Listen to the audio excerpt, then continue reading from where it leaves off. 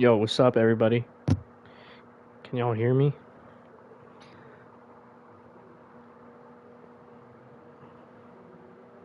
Feels like I haven't talked to y'all in forever. What is up? Okay, there we go. What's up, guys? Collision, post collision show. We got a lot to talk about. A lot of discourse over the past week, but what's really important is that Dynamite and Collision were good. That's the most important part. Really enjoyed Collision, really enjoyed Dynamite, and we can get into all the other unimportant stuff later. What'd you guys think?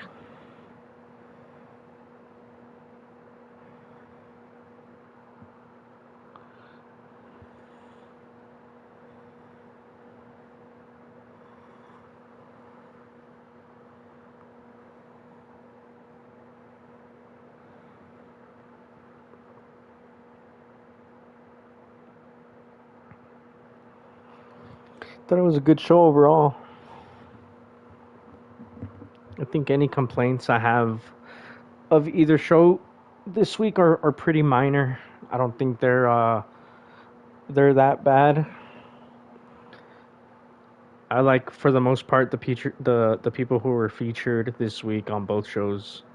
Um, what's it called? We didn't see a lot of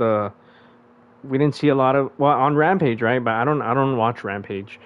We didn't see any of the Hardys. We didn't see any of the QTs. We didn't see any of the who else? The Jeff Jarrett's, which is good in my opinion.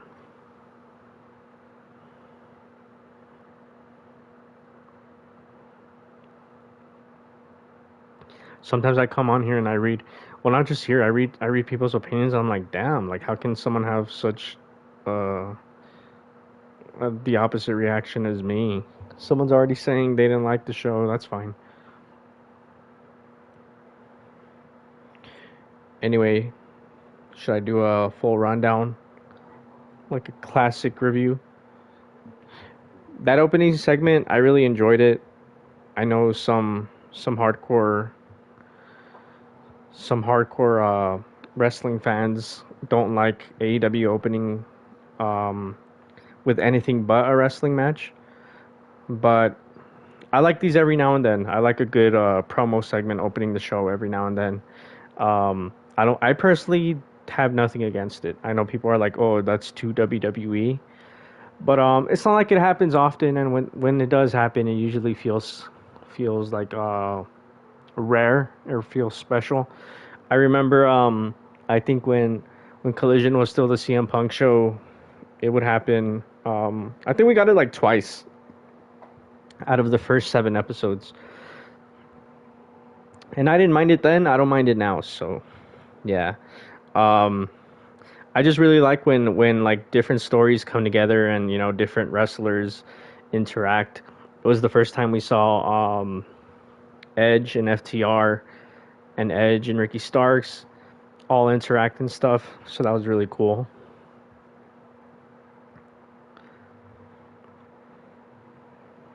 We had that promo battle with Christian Cage. Christian Cage is like this is Christian Cage's world, man. We're all living in it. Christian Cage is doing the best work of his career. I don't even think it's up for debate anymore. Um, what's it called? We have the so we had Edge and Ricky Starks. I'm pretty sure they were shooting on each other when they threw those jabs at each other. I thought that was funny. A lot of people are gonna analyze it to no end. But they did the main event segment together, so it's not like anything happened. So what's it called? So we got that set up. We got the opening promo, which was pretty hype if you ask me. Then what did we get afterwards? Samoa Joe versus Willie Mack. Thought it was good for what it was. This was another one of those matches that just got announced on social media. It was a good match. Willie Mack is dope. I wouldn't mind seeing more of him. But yeah, as long as they integrate him into a story or something. Then we got the really weird the CJ Perry thing. Um, I don't know if you guys remember, but someone had asked Tony Khan on the media scrum if CJ Perry had signed with AEW, and he said it was a temporary thing. But I think she's already signed or he already signed or he's like either she already signed or he's gonna sign her is what I mean. So because she's been on like Collision every week now, or it feels like. Um, but yeah, Action Andretti ended up being the guy who jumped into frame, and I guess this is all right. I don't really I feel indifferent towards Action Andretti. I mean he's good in the ring, but in AEW you need more than just that, man. Like because everybody's good in the ring. What you need is to stand out. So who knows if this will help? I mean I feel like Miro's just gonna kill him next week, so I really don't know what this is gonna lead to. So yeah, Miro and Action Andretti next week with I presume CJ Perry's gonna be in Andretti's corner. So then we got Juice Robinson versus Christopher Daniels. Um, this was this was decent match. They did a pivot from what happened on Dynamite this past week. It's not my place to talk about that. I think I'll leave to the people who it affects. I'll let them talk about it. I have no place talking about whatever happened. But the good thing is that they pivoted it because like I just really think AEW needs to avoid controversy for now. There's already so much bad faith takes on them right now anyway. So I thought it was funny that so yeah they pivoted. JY gave Juice Robinson a ring that apparently they got at TJ Maxx, and then Juice Robinson says he's gonna win the Dynamite Diamond ring and that he's gonna pawn it. So that was pretty funny. I thought that was funny. Dustin Rhodes getting a video package for Houston I thought was pretty interesting. I think Dustin is close to retiring if you ask me. But who knows, man?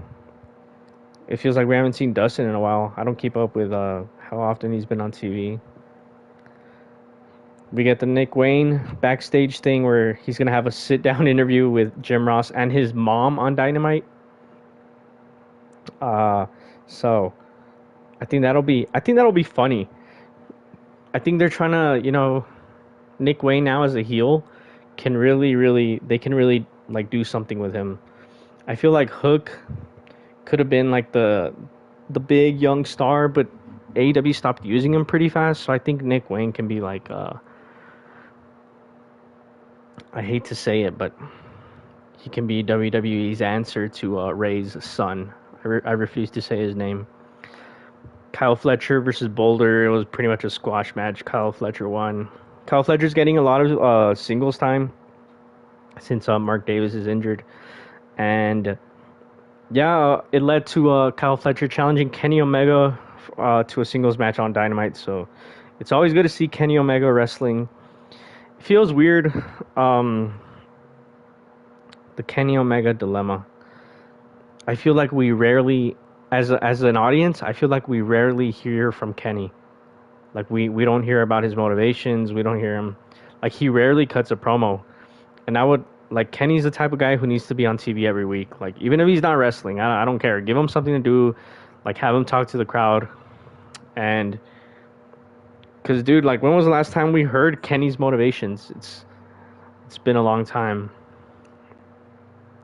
Legit, the last promo I remember from Kenny was that sit down interview with Jim Ross that got interrupted anyway. Like I don't know what it is with Tony Khan needs to start booking Kenny Omega like a top guy. There's this myth that Kenny Omega can't cut a promo, but he can cut a promo. I don't know what's going on there. Book Kenny Omega like a top guy is all I'm asking for. Anyway, the acclaimed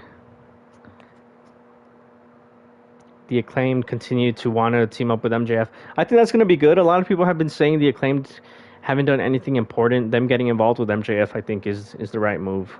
I thought it was a pretty funny segment with Renee Paquette. But the Acclaim got challenged by Daniel Garcia, Danny Magic, and Cool Hand Ange. Um, Daniel Garcia is gonna be fine. I feel like they're building up towards something. At least I hope so.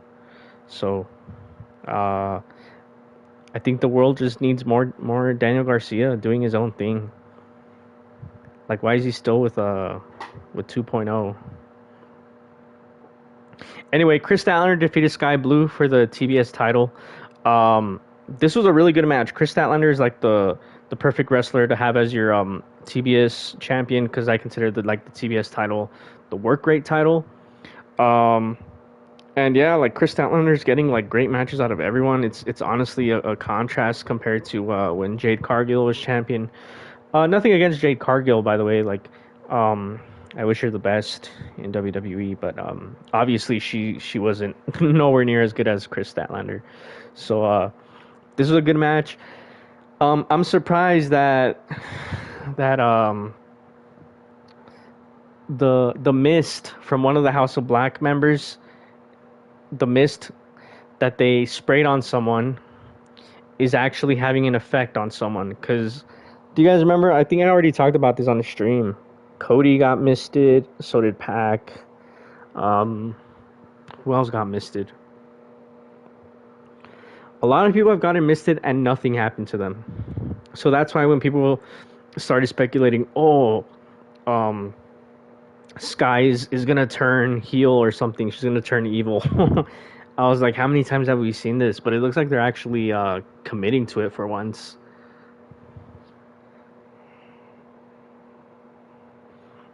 But yeah, it was a good match. I think it's gonna lead to a Sky Blue heel turn, which I think has been needed for her. Like, she's improved in the ring. All she needs now is a strong character, and I think she can become like super popular. And then a very important one, guys. We got Roosh and LFI finally teasing their return again. Finally. So I feel like they aired the other video packages too early, because they aired them and then we've been waiting like what, 2 months, and they're still not back. So I'm glad that they at least gave us something, and I hope the plan is to have them return like soon, like as soon as this week, this upcoming week, I would hope. Because like, don't air these things and have us waiting, you know what I mean? Like, and I have no problem with Roosh spending time with his family after the birth of another one of his daughters. um but yeah, I would just say once he's ready to return, air this like the week before. That's what I would say. So I'm super hyped for the return of Roosh and LFI. Um, I wonder if Dralistico is gonna get signed to a full time deal. That's an interesting one that I don't think anybody has talked about. Nobody has really touched on that. I know he's on he's been on a per appearance deal, but not a long term deal. So I wonder if he's gonna get signed.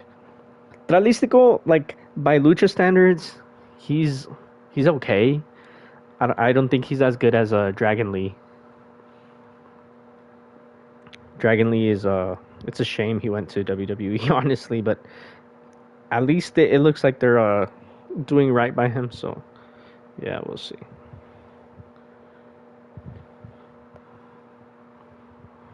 AEW has too many of the same luchadors. What does that even mean? You can literally not have too many luchadors. What the hell does that even mean? Yeah, we get Miro. So apparently Miro kidnapped Action Andretti. That was pretty funny. uh, Christian Cage versus Bryan Danielson for the TNT title. This was one of the TV matches of the year, y'all.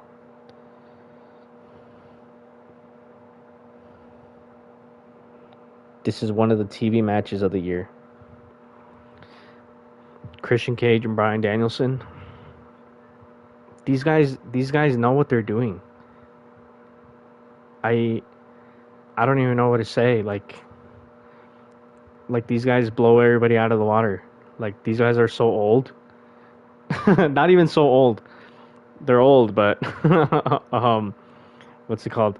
Let me get to the supers real quick. Oz and Glorious, appreciate you.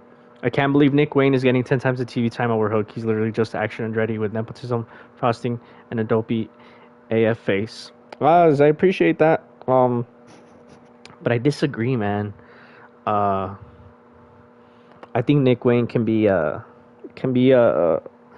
someone. He can be someone good at like as a heel. I think he has way more potential as a heel. I just feel it. But I wouldn't say he's just action Andretti, especially under the wing of Christian Cage. He's gonna learn a lot, and Christian Cage and Edge. So, you also said need your take on base TK on X. Yeah, I will. I'll get into that for sure. But thanks for the donation. I appreciate it. But what's it called? So many people want to know my opinion on Tony Khan's tweets. Before I get into it, all I'll say is that it's not that deep, but I'll get into it right now. But yeah, Brian and Christian was one of the TV matches of the year. These guys are older than a lot of the young guys, and they blew all of them out of the water. Frankly,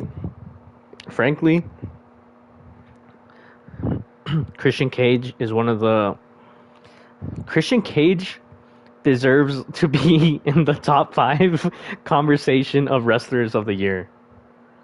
Like he really he's not gonna get in those conversations, but he deserves to be.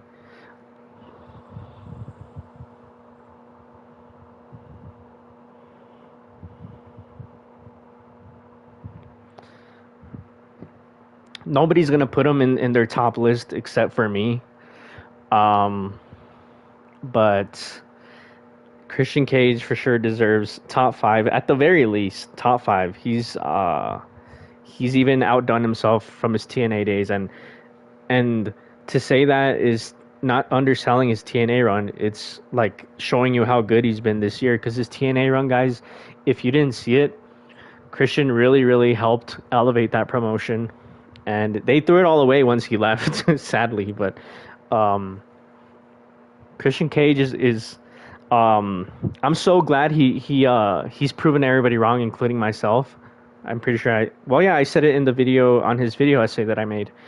When he was brought in, I thought the hype didn't match, but no, it did. It ended up matching the hype, and I'm still of the belief though that Tony Khan should have debuted Christian Cage back in 2021 unannounced, because that would have been a sick moment, dude. I still stand by that, but regardless, that shit does not matter. Christian Cage is killing it. I agree that the finish was lame for how good of a match it was, but it's not something that I don't think for me it doesn't necessarily ruin the match. It was just like, but okay, like one of them had to lose, because look, guys, like you're gonna have to have finishes like that if we get more top guys wrestling each other. So one of my biggest complaints, you guys saw the video, was that not enough top guys were wrestling each other. So, I'd rather have that finish than to not have the match at all, if that makes sense. I would rather have that finish than to not have that match at all, because that, man, it was a really good match. So yeah, guys, I thought Collision, for what it was the strong parts were really good, and the parts that were skippable were just skippable. The only skippable parts were like the squash matches, if you ask me.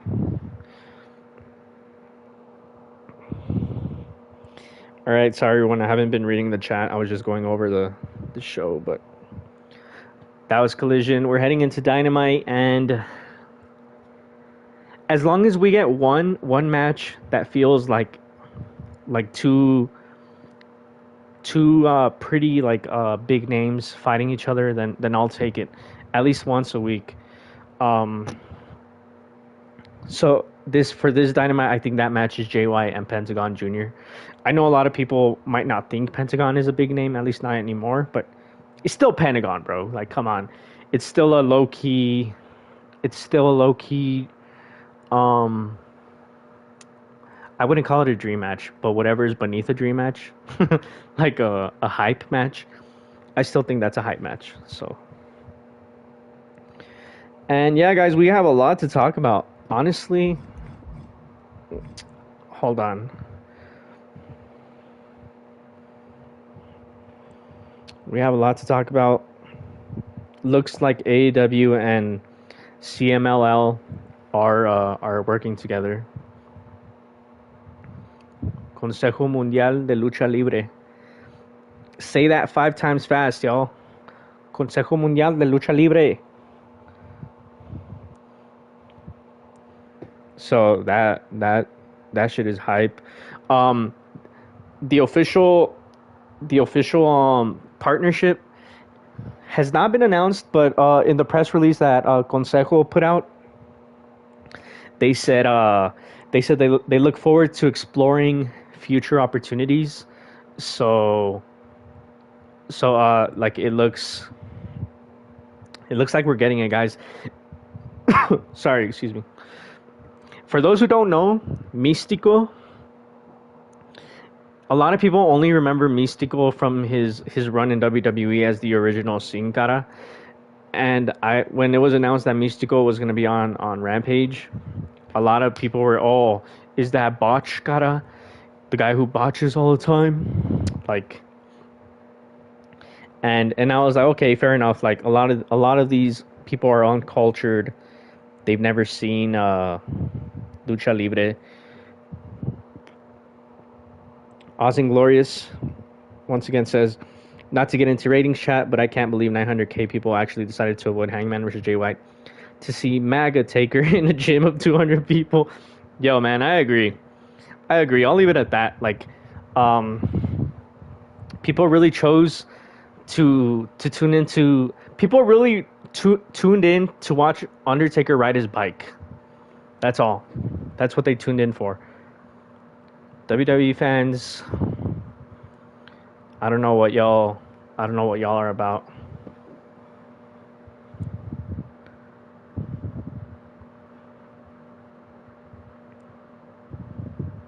But yeah, guys, Místico.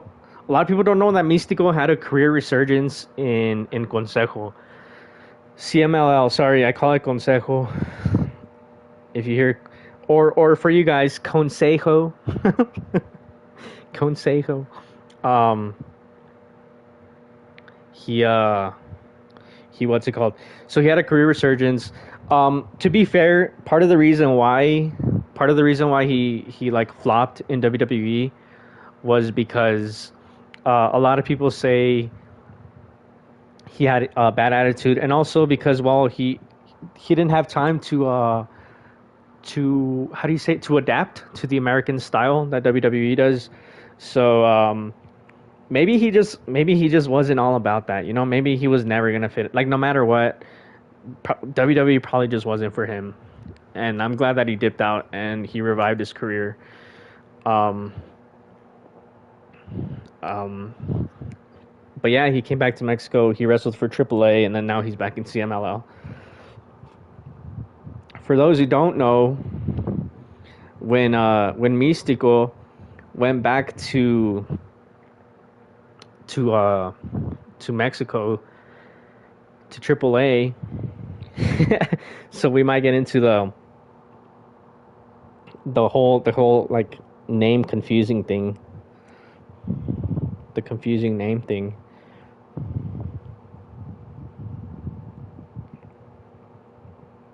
When he came back, he went to AAA and he couldn't use the Místico name anymore. So Dralístico took over the Místico name. and before Dralístico was Místico, he was Dragon Lee. But then he gave the Dragon Lee name to his brother, who's now the Dragon Lee we know now. And then Místico 2, who's Dralístico, Does this shit make any sense to y'all?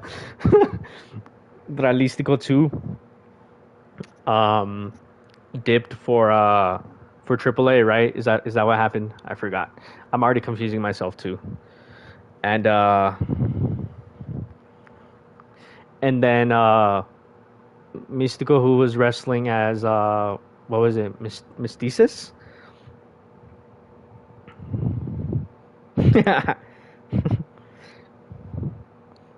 Caristico. There we go. Caristico.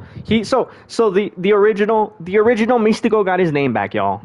He got his name back, and the Andralistico was Mystico before Mystico got his name back of Mystico. That shit is confusing, yo. I would make a video on Lucha Libre again, but my last Lucha Libre video didn't get enough views, so I was like, y'all don't want to know the good stuff, so I'm not gonna make another Lucha Libre video. I tried, y'all. I tried. And yeah, Sin Cara is Cinta de Oro, no? Cinta de Oro, and he's from El Paso. He's from where I'm from. He lives here where I live. Um, but yeah, guys, it's a huge deal. No matter what people say, it's cool to see AEW have crossovers. I've seen a lot of people saying stuff like, "Oh, AEW shouldn't have crossovers. They need to be like WWE." Like, no, just go watch WWE if that's what you want. Like, people have forgotten what AEW is supposed to be. It's an alternative. It's not supposed to follow the rules that WWE created.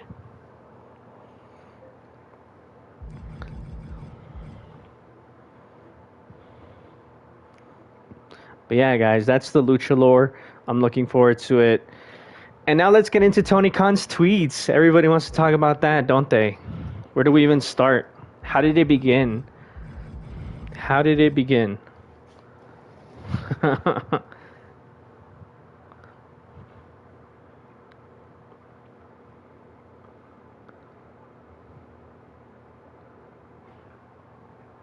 Yeah, I think it's gonna be good for.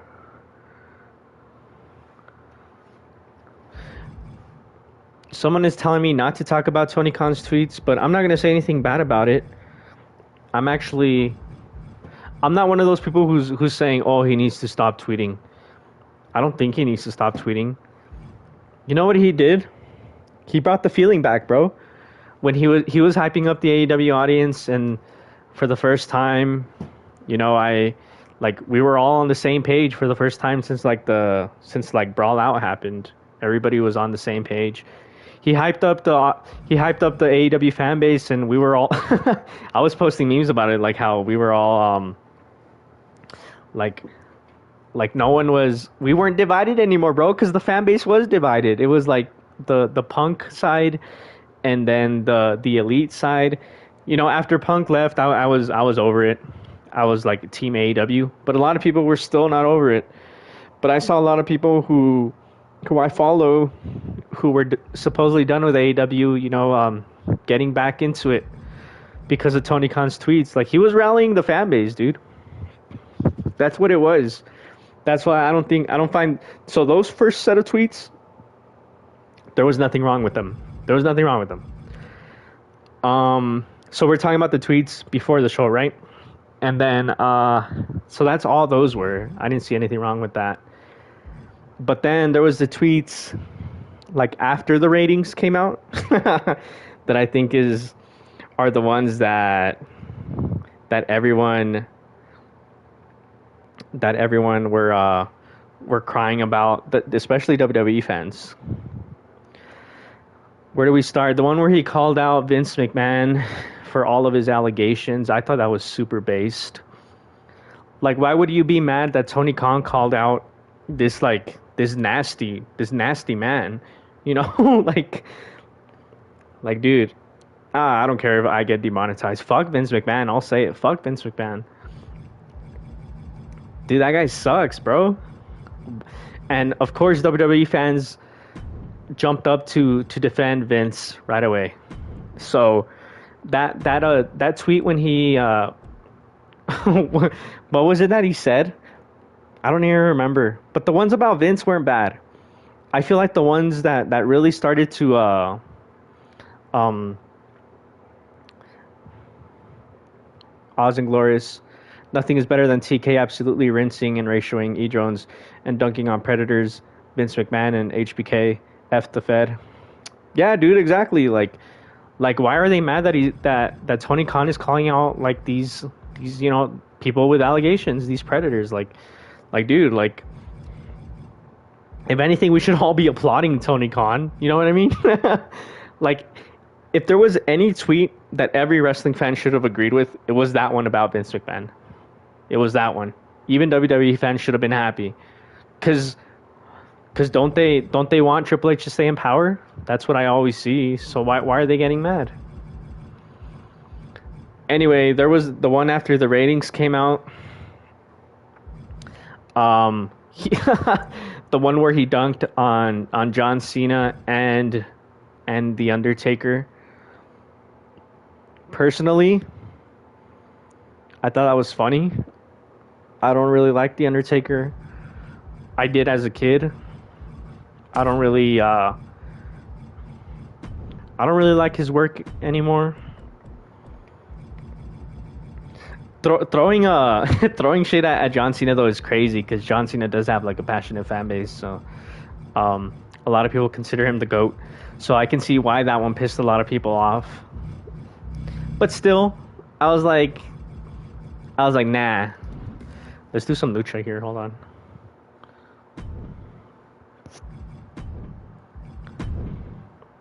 And plus, the Undertaker has talked a lot of shit about AEW before. So why isn't Tony Khan allowed to defend himself? That's the way I see it, guys. I don't think these tweets were as serious as everyone thought they were. I just saw them and I was like, huh. And then I kept on with my day. You know what I mean? Like some people were seeing them and they were letting their whole world like change because of them. Like even as a hardcore AEW fan, I was like, yeah, that's funny. But then I just moved on. Like I didn't dwell on it too much. Like come on now. Anyway, so yeah, that was the John Cena one. I thought it was funny because nobody ever talked shit about John Cena. So Tony Khan like throwing shade at him. I was like, damn, you have balls for doing that. So yeah. Um, then there was the super serious one, guys, where I was like, okay, he has every right to tweet about this. Hold on, let me stop moving the control. It was the one where he mentioned that his mom was in the hospital last year around this time, and that while his mom was in the hospital, WWE was trying to get AEW wrestlers out of their contracts, and that one I feel like he has every right to feel any way that he does, because that's like he said, that made it personal. That's a punch below the belt, bro. Like if my mom was in the hospital and I found out that a competitor that I ran a company and a competitor was doing that, I'd be pissed. What do you mean, bro? What do you mean? The fuck you mean?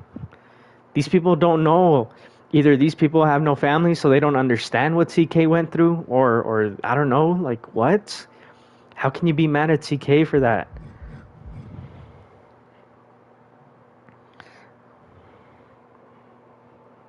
Yeah, Oz. Thank you for mentioning it. Regal is a pile of shit. Yeah, he is. Confirmed no future AEW Fed pay per view event after this. There never was, dude. But yeah, guys. William Regal is a snake. William Regal is a snake. He like basically he took advantage of Tony Khan when he was vulnerable, and he used that to get he basically gaslit him, bro, to get out of his AEW contract to go back to WWE. And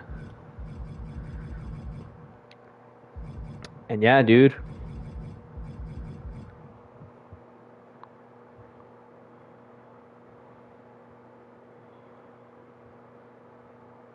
This guy. We already got WWE fans in the chat, but yeah, William Regal is a cop. He's a double agent, whatever you want to call him. He went to AEW basically to scout talents and bring them back to WWE, and that's my piece on Tony Khan's tweets. Once again, I didn't think of much of all of them except that last one. That last one, he had every right to tweet out how he was feeling about WWE tampering with contracts.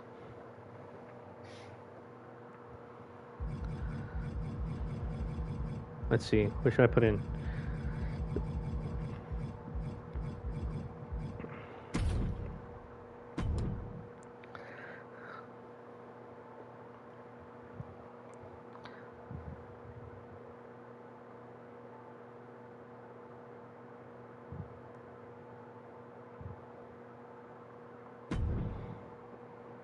What?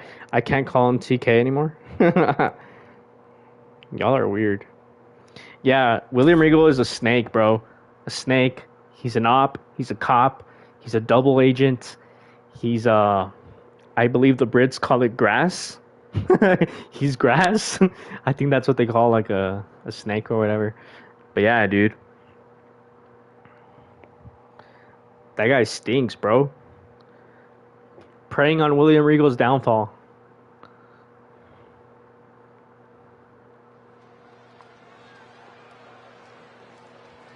But yeah, guys, that's basically what it was.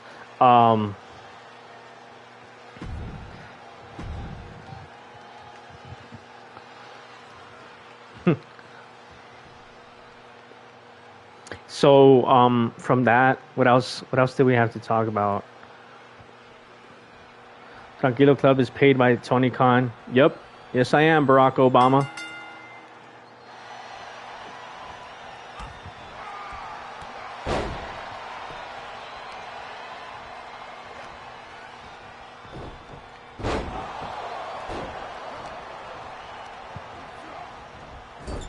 We're all paid by AEW.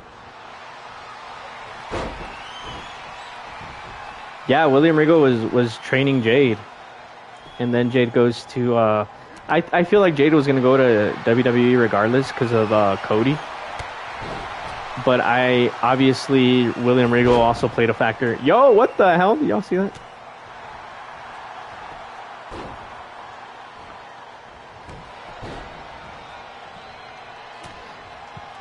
But yeah, WWE fans are hyping up Nick Aldis of all people. Like, they have no shame, bro.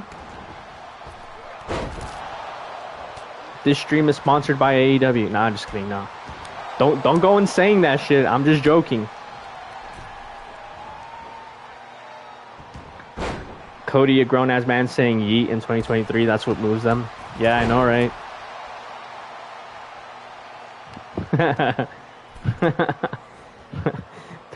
That fan base is so weird, man.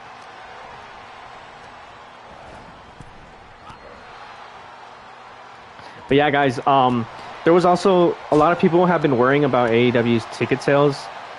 But you know what? This week, I was actually going to make a video on it.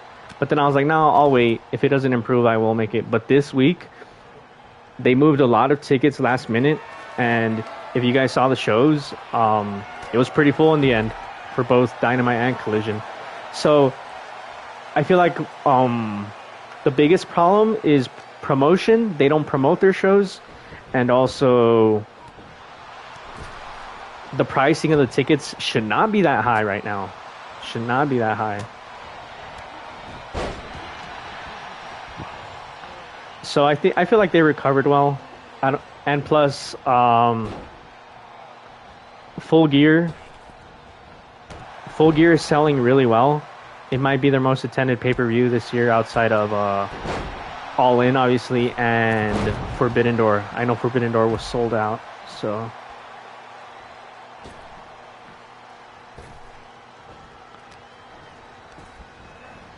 So yeah, guys, I think ticket sales, what they need to do more is and lower the damn prices, bro. Like, don't get me wrong, I love AEW, But if they, I'm gonna be honest, y'all. I love AEW, but if they come back into El Paso, I'm gonna ask for tickets again. Cause unless those shits are like cheap, you know, cause damn.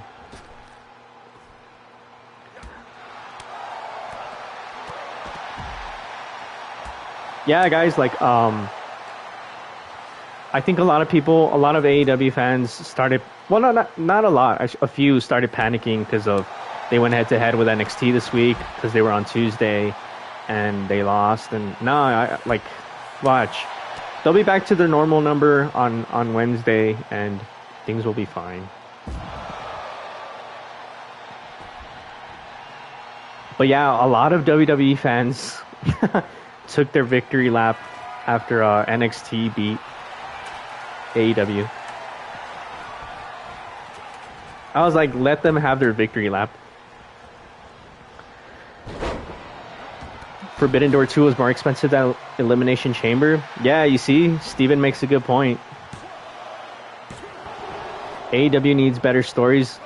I see a lot of people saying this, and honestly, I gotta ask, do you guys watch Weekly? Right now, they're telling really good stories.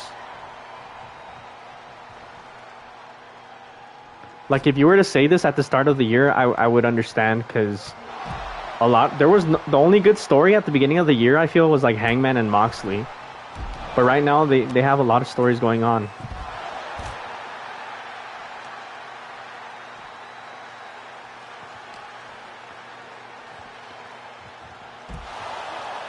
Yeah, like, I don't know, a lot of people say they need better stories, like, not... It could also be that you don't enjoy them. I'm not saying, but, like, I'm legitimately asking. Do you watch every week? There's a lot of stories in AEW right now. A lot of good ones, too. Yo, guys. So for Wednesday on Dynamite, they are advertising Sting addressing the AEW audience. And I'm getting worried that he might announce that this is it, guys. Please tell me this isn't it, guys.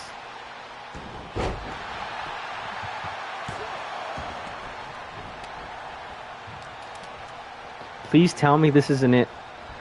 I do not want Sting to retire. I don't know if he's going to announce that he's done by the end of the year, or... Because what else could he possibly say? That he's staying? That he re-signed? Or...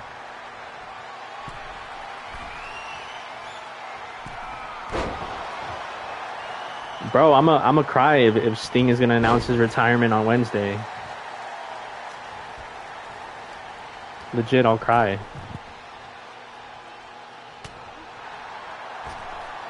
I want him to do just one last year and retire at Wembley next year. Like, fuck, dude.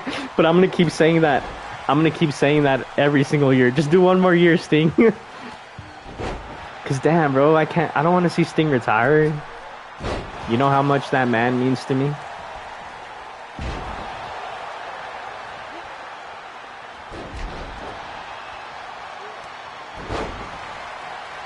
I would love to have Sting in creative. That would be cool.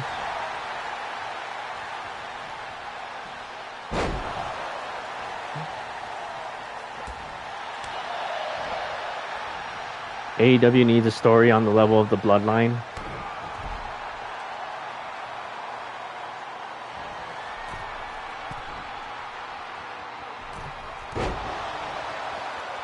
I feel like that story was good for... That story was good for 10 months, and it was only when Sami Zayn was there. Yo, what's up, Pierre? Thanks for joining.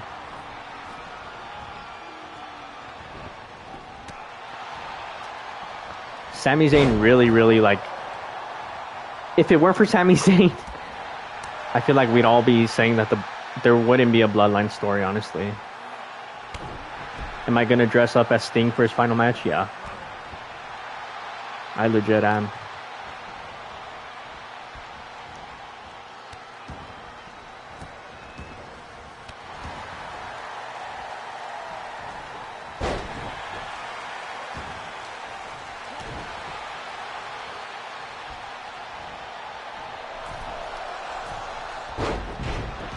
I don't know. I don't agree with the whole the Bloodline's the best story ever told, because that story was only good for like 10 months. And why did you have Cody lose literally for no reason? Roman Reigns rarely shows up. There's no reason why Cody couldn't have been champion. And I know people are going to be defending his loss anyway. People still do.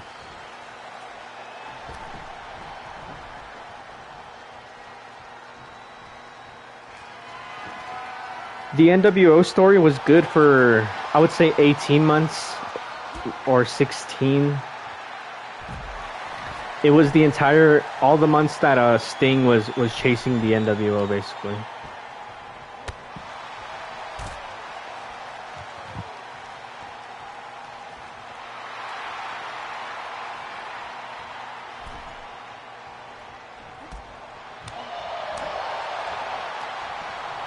I mean, I know WWE fans love the Bloodline storyline, but that doesn't mean I have to like it.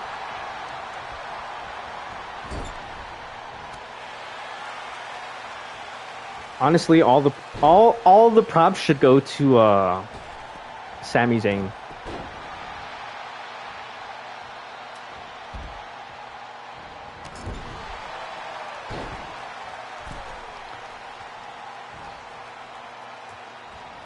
Yeah.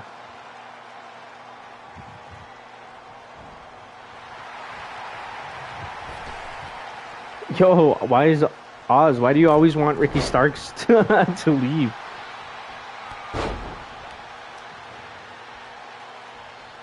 Stone Cold and Vince McMahon storyline. Yeah, that's probably one of their best stories ever, for sure. Without a doubt.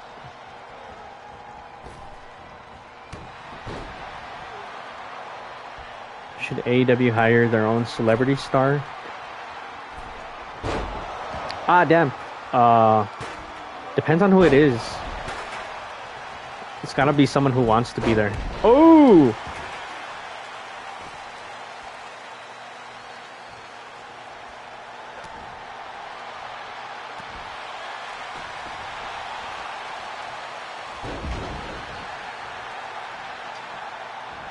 Yo. So, someone earlier said that AEW has too many of the same luchadors. What does that even mean? That's kind of sus, not gonna lie. Whoever said that. It's a little sus. What are you trying to say about luchadors?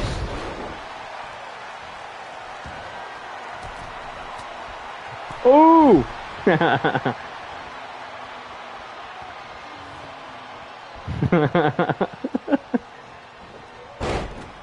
That they do the same things. That is sus. I hate how American fans view Lucha Libre. I hate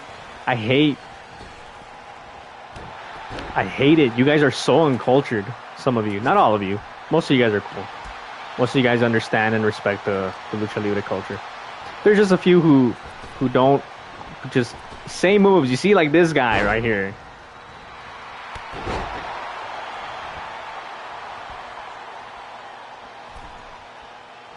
But nah, you'll see. I need more lucha, if anything. Am I cool, Tranq? Yeah, you're cool.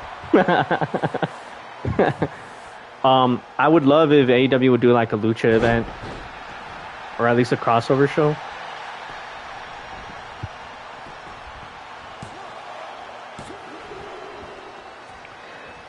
But I mean, that's how it started with New Japan, right? Like, first it was Kenta versus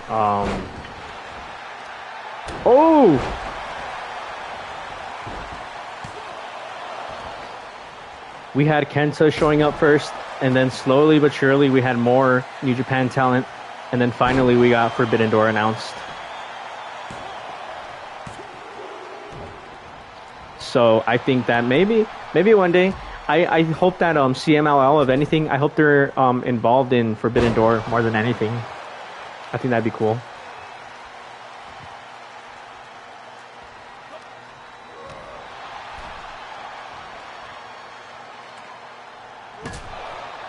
Character? More like character. I think that's only on American TV. I don't blame you for thinking that way, that all the luchadors have the same character. But I think that's if you actually watch, if you were to watch like CMLL or AAA, not everybody has their own character. But I get it if you've only seen them on American TV. That's more on the American bookers and promoters. AEW, CMLL, and New Japan next year. That would be so sick, man. I need it. I need it.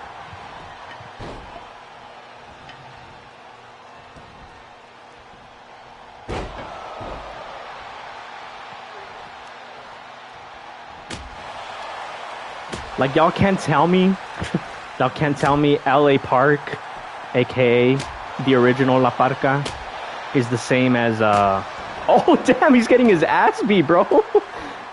You can't tell me LA Park is the same shit as like for example, Rey Mysterio Jr.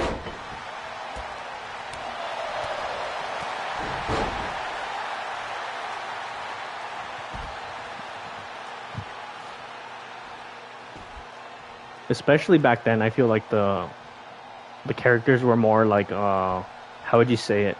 Flamboyant, lively.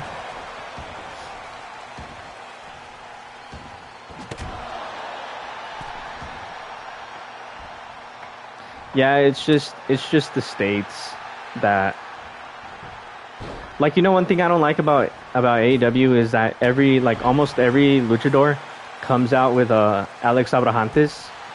Like, bro, why? That's part of the reason why I guess some people have complaints that they all feel the same. You know what I thought was cool when before Bandido got injured, that he was like a part of the best friends. I thought that was a good change of pace.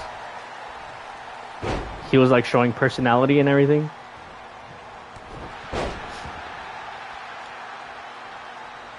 I used to like Alex Abrahantes, but at this point, like, I see him and I'm like, I roll my eyes, bro, and and I feel bad because like that guy, he's for what he is, he's cool, but he doesn't need to be with every damn luchador.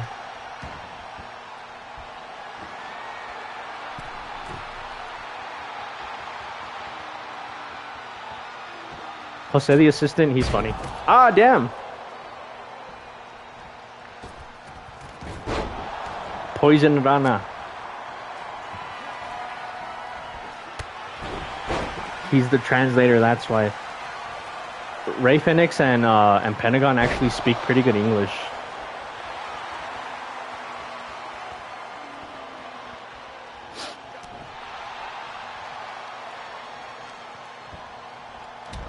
Yeah, I hate that every WWE fans think that. Ah, damn. Oh, I did it. WWE fans just think that every luchador is Rey Mysterio. That's it. Hate that shit, bro. Don't get me wrong, Rey's a GOAT, but I feel like, you know what I feel like, guys? WWE has done more harm to Lucha Libre than good, because they've made the American audience think that, yeah, Lucha Libre can only be like Rey Mysterio. I'm glad that I mean, look at that LWO. They were just brought back to sell T-shirts.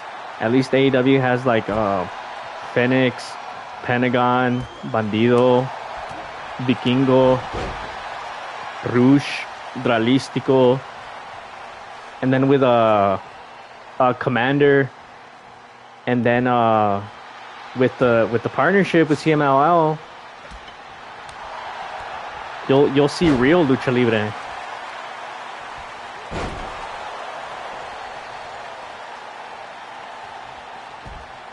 LWO rules though. I hope it does. I hope it does. I hope that they're not just being booked to sell T-shirts. Ah, is the match over? Damn.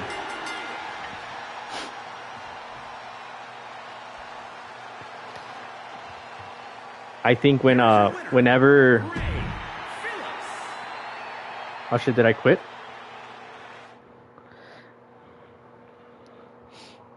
Commander loses every match. Yeah, he does. I guess that's where Tony Khan sees him at. But at least He's there to pop the live audience every time to do his rope spot. But what I was gonna say was,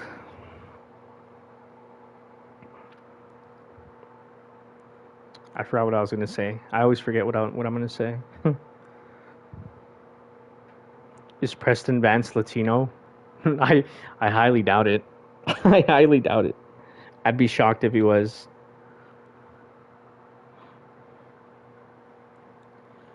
But yeah, guys. Well, I haven't done an elimination chamber match. Let's do that.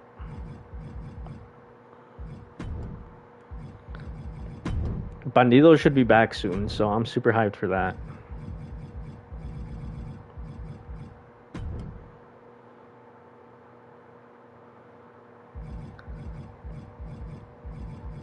I think Penta versus Jay White should be a good showcase for Lucha.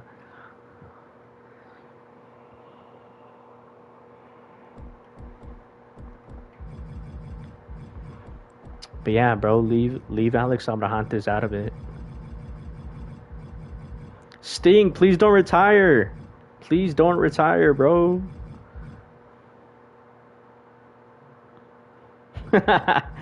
CMLL has a lot of belts. People think AEW has a lot of belts. Y'all have seen nothing yet.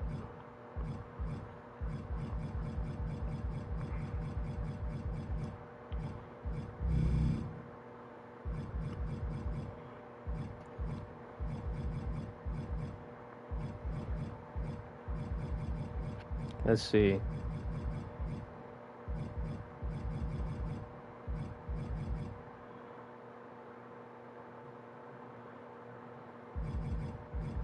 Yeah. You know, it sucks because, yeah, Pentagon Jr. in Lucha Underground and in Impact, he was like a main guy. He was a top guy.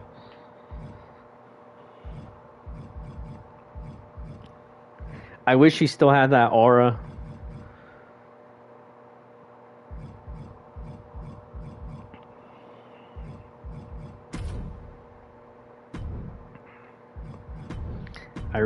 I really wish he still had that aura.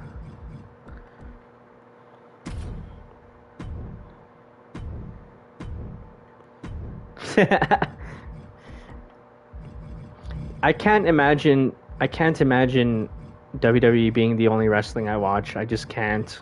I cannot imagine that. Penta is washed. I don't think he's washed. But I could see why people think that, but I don't think he's washed.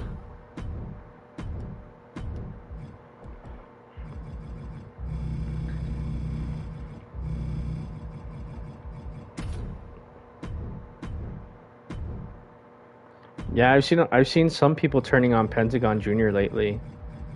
I was like, damn.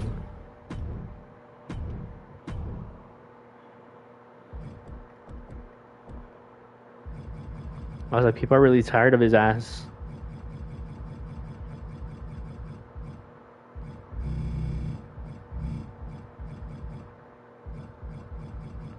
MJF versus Jay White. I'm super hyped for it.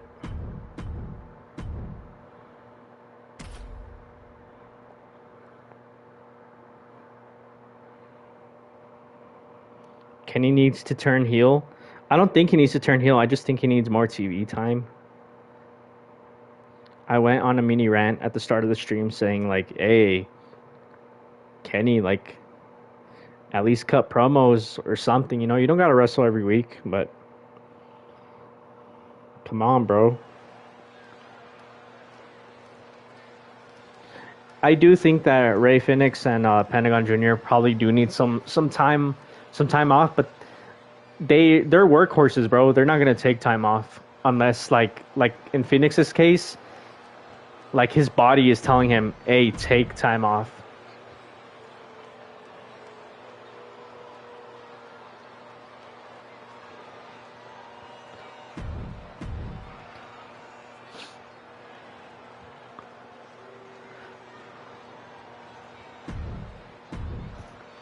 The Blood Money show. Yo, are they really gonna show everyone's entrance? Damn, I need to turn off entrances. Yeah, Eddie Kingston's another guy who doesn't get enough promo time. Even though we all know he's like one of the best promos in the world.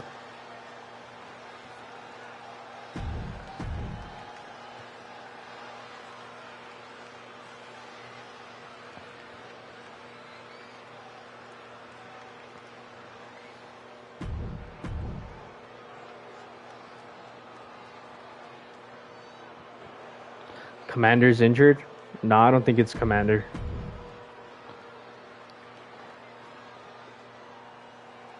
Brian Cage said he was sorry, so I think it was him.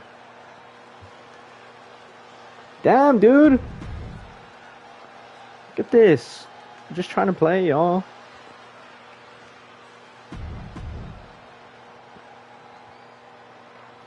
A promo battle between Eddie and Joe, that would be sick.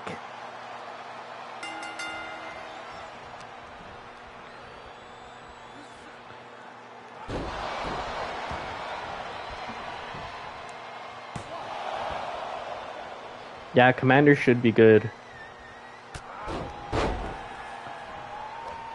Who attacked Switchblade? I still think it was Adam Cole. Do I like Copeland right now? Adam Copeland he's winning me over little by little. I still wouldn't call myself a fan of his, but he definitely is doing good work in AEW. And he's there every week for both shows so far. So how can I not, bro? He's a part of the team.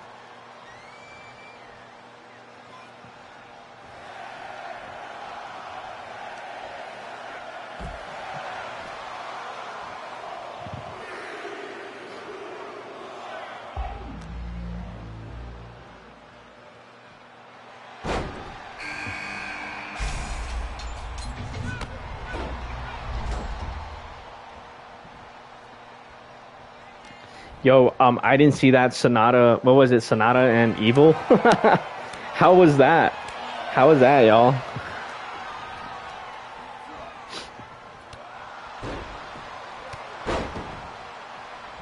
Copeland versus Christian at Full Gear. Yeah, I think Full Gear is going to be a big show. I mean, we already have Switch versus Max for the world title. And then Edge versus Adam Copeland, probably. The first ever, like, truly big one-on-one main event level match that they've ever had in their career. Can you guys believe it?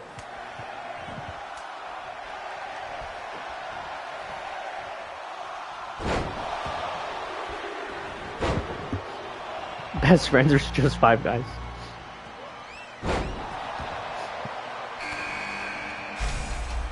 Evil Sonata drew 1 million.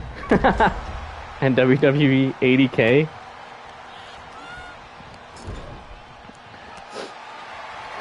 I don't think WWE in Japan is gonna go at how WWE thinks, because you guys know how they want to do like NXT Japan again.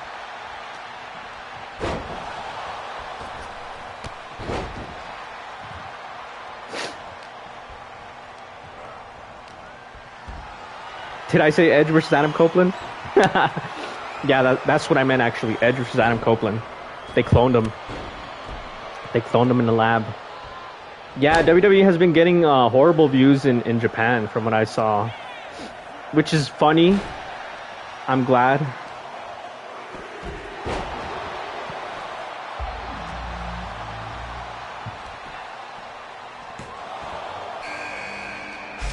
Oh, here I am, guys.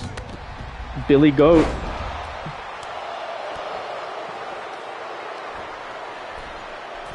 Oh!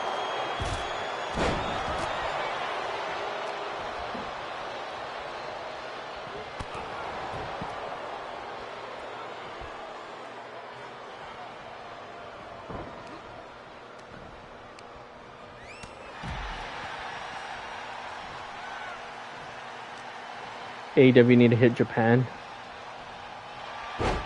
They should, but I think they should do it like in a joint show with New Japan.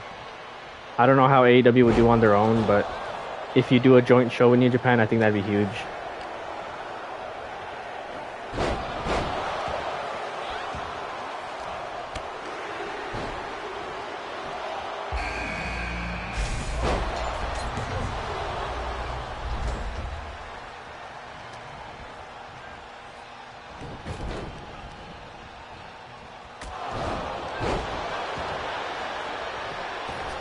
Next Forbidden Door should be in the...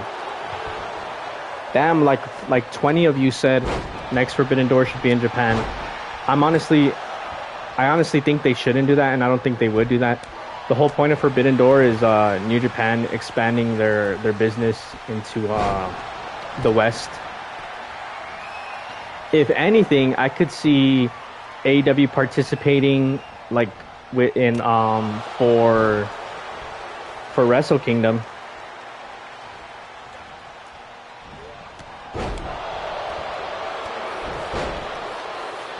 Because I know that's what a lot of people always say, like, Forbidden Door should be in Japan next year.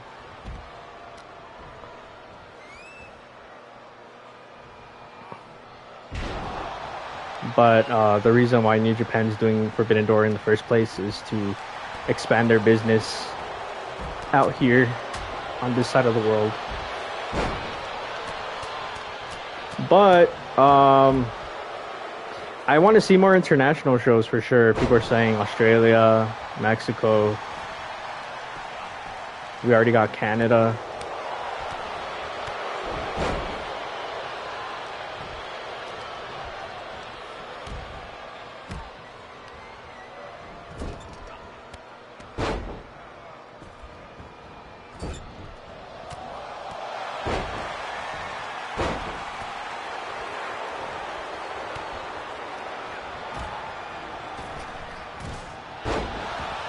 Oh!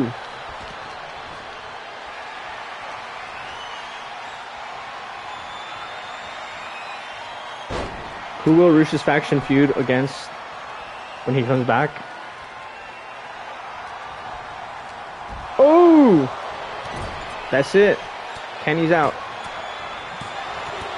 Damn. You know what? I don't know who LFI will feud with. I was thinking, do you guys remember back then where it felt like they were planting seeds for LFI versus Bullet Club Gold when Switchblade and Andrade faced each other? I really thought we were going to get Bullet Club Gold and LFI feuding. But I really don't know. You know what would be sick if they feud with House of Black? We haven't seen House of Black in a while.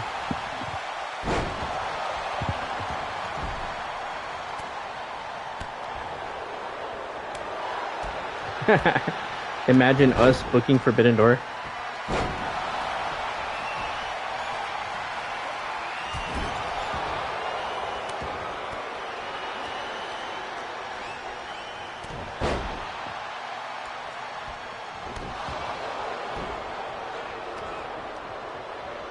AI generated AEW wing belt? No. I've been seeing a lot of AI art, especially from WWE fans lately. Like of like Shawn Michaels smoking a cigar and stuff. Triple H smoking a cigar. It's pretty disgusting, but no, I haven't seen that one. CM Punk should go to Impact Wrestling.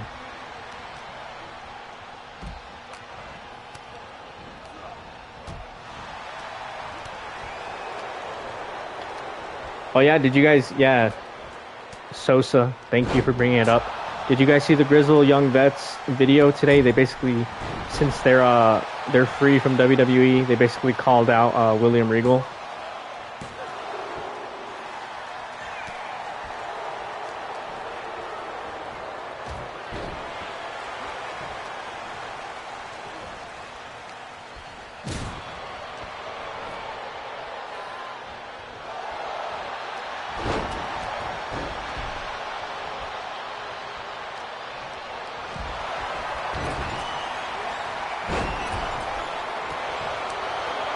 William Regal fucking sucks, bro. They basically called out Regal for because he said that they said that he told them that they need to like start listening to like instructions and shit, and if they want to like make it in WWE, and how they basically said like, nah, fuck that. Bro, I'm glad William Regal caught strays 2 days in a row, once from Tony Khan and then from the Grizzled Young Vets. Brings a smile to my face. You have no idea.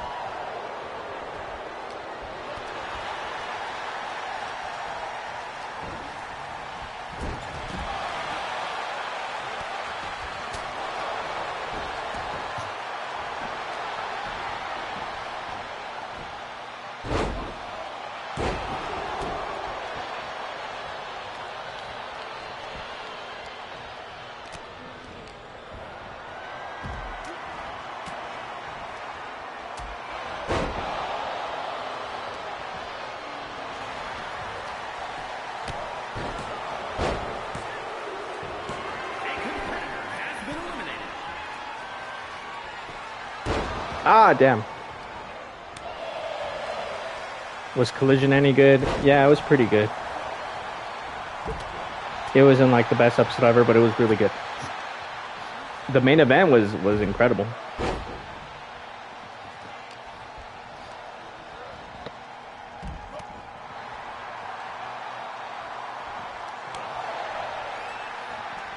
Do WWE fans still think Punk is showing up at Survivor Series? Every reporter is reporting that he won't be there. And I know what people are gonna say. Oh, they wouldn't tell the dirt sheets.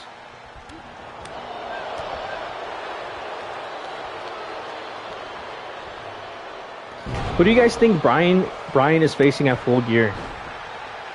To me, that's super interesting.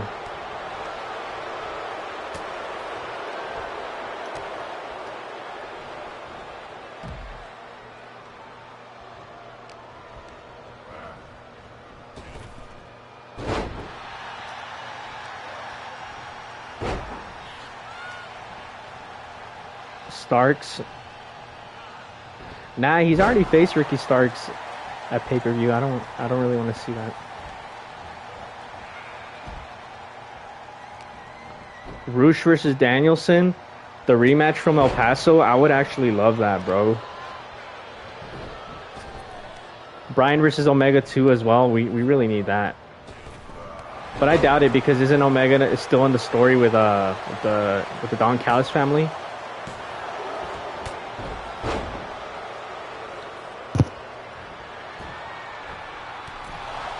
Because at this point, you just got to give Danielson dream matches, bro. If he's really going to go part-time next year or retire or whatever, give him the biggest dream match possible.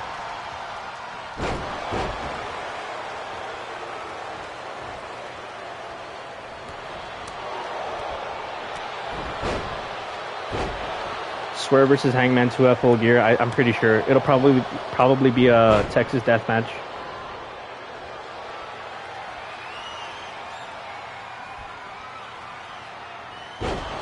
Oh!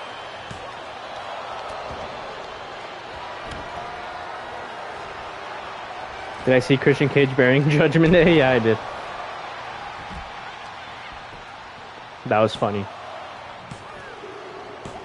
Yo, I'm glad I don't have TK's job, because damn, I don't know what I would do with that roster right now. It's hyped. Like it's am I hyped about any movies coming up?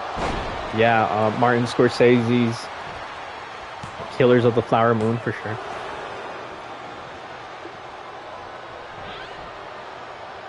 But yeah, I would not know what to do with this roster, bro.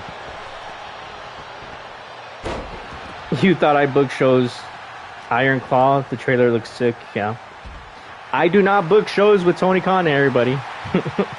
I do not.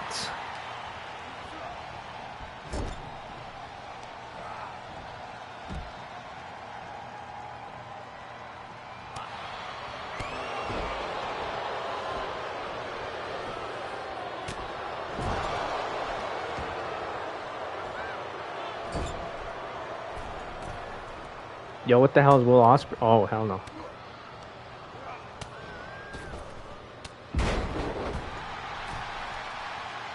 What's Will Ospreay doing, y'all? That's code for you do book shows? Oh, hell nah. Poison Rana from the top?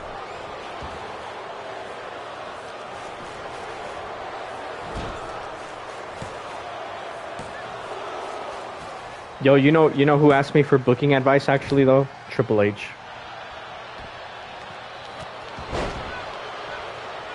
So I told him, you know what, Triple H? Get out of my face, bro. Either pay me 10 million bucks or don't waste my time, bro. And he paid me 10 million bucks, and yeah, I helped him book Fastlane.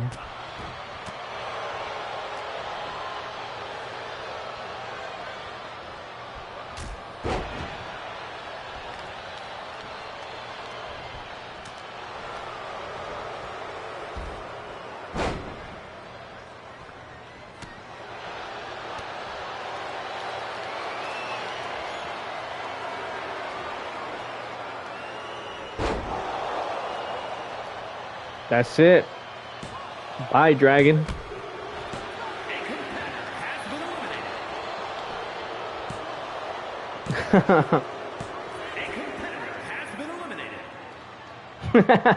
Vince Russo, that guy sucks. Do I think Edge Starks exchange was a shoot? It 100% was a shoot. It was pretty obvious. Edge hasn't had freedom on the mic in a long time, y'all. So, like, for sure, he made the most of that. But they were both in the main event segment, so I'm pretty sure, like, they're good. Billy Goat about to win it. Am I tuning in for Survivor Series? Hell nah.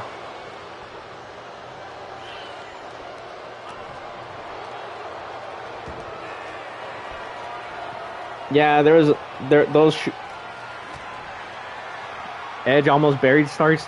I thought it was, at first I was like, man, that's crazy. But in the end, I was like, and like, you know, a legend came at you. I think Starks handled it well. And hell yeah, Billy Goat.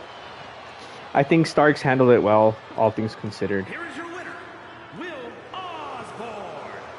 Osborne. Will Osborne? That's funny.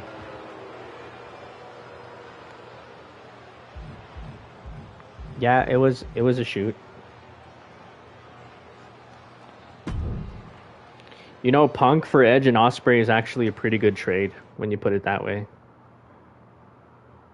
And I'm the biggest CM Punk fan ever, but guys, I'm already over CM Punk. Like, I got over it way faster than I anticipated. But yeah.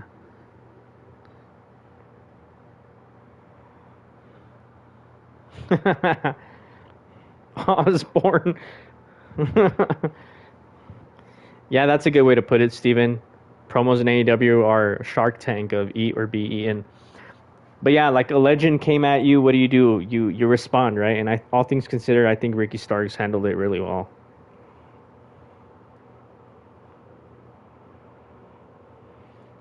My faction? I don't know. I've never touched that. What is it? Should we explore this?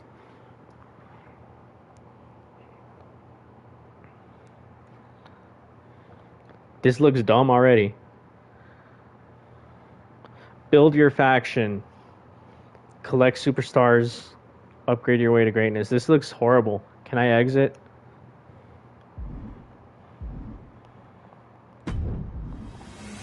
Oh, hell no. I'm stuck here.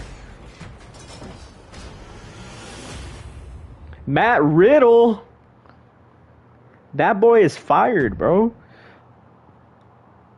That bro don't even work there no more. Yo, how do I get out of this? I can't even get out of this, yo. This shit is shady. Yeah, they want me to buy coins to get cards. Oh, it's that type of stuff? Hell no. Yo, how do I get out, though? How do I get out?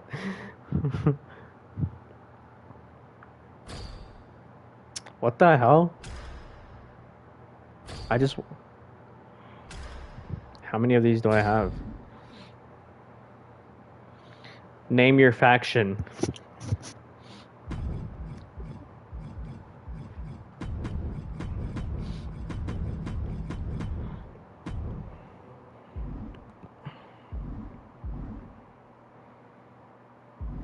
Close and delete application.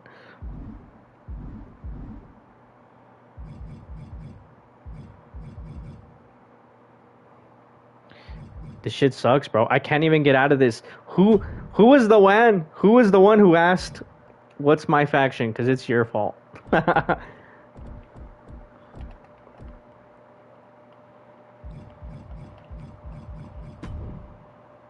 Nah, I'm not gonna do this. Okay, can I get out now?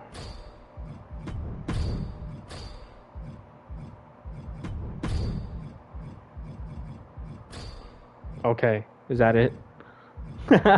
Yo, you guys are stuck here with me forever. Oh, it was Kevin? Damn, Kevin, why'd you have to ask, bro? Nah, I'm just kidding. It's cool. It's so weird to me that you can't get out of this though. Oh well.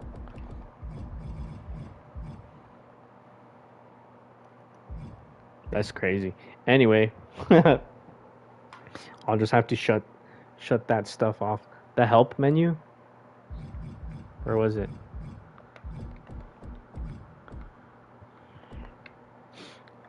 I can't see nothing.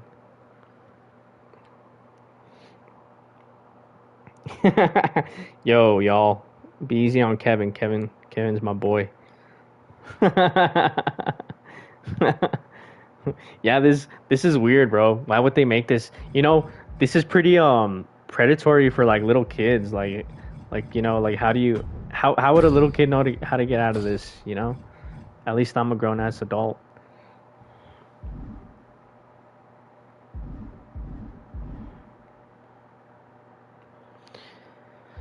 Info button. I can't even get there.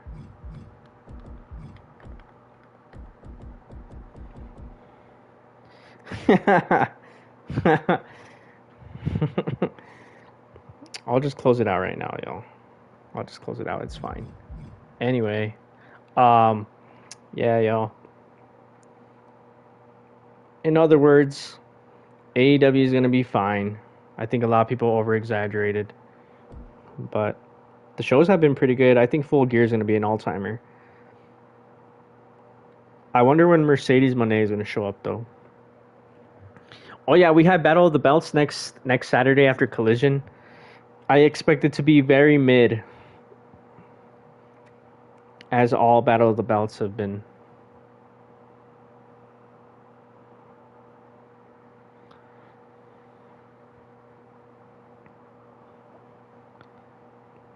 So after I end this stream, guys, I'm just gonna be sitting here staring at this screen, not knowing what to do. No, I'm just kidding. I'm just gonna I'm just gonna exit out through like the actual PlayStation menu. But it won't let me do that while I'm on stream, so sorry y'all. But yeah, guys, I think we pretty much covered everything. I I appreciate y'all, and yeah, I think I'm gonna call it a night here, y'all.